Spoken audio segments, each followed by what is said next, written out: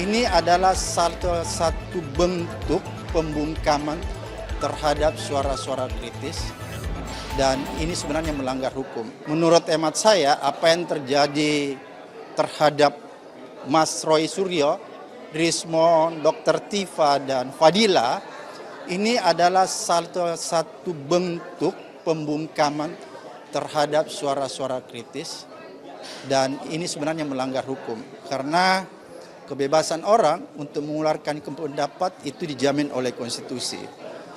Jadi kalau orang paham tentang konstitusi, pemerintah paham tentang konstitusi, maka suara kritik tidak boleh dilawan dengan mengkriminalisasi seseorang lewat laporan ke kepolisian.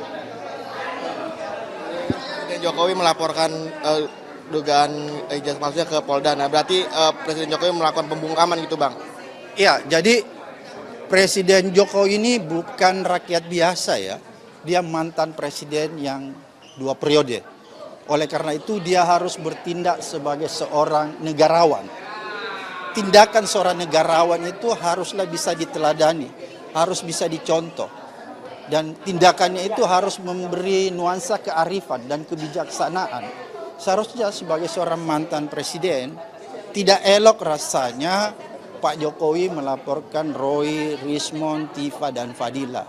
Karena apa yang disampaikan orang-orang ini adalah salah satu bentuk kritik yang membangun, yang konstruktif. Bukan pernyataan-pernyataan yang sifatnya destruktif.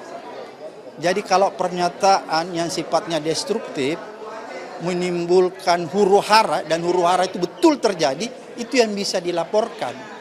Kalaupun cuma potensi huru-hara itu juga orang nggak boleh dilaporkan.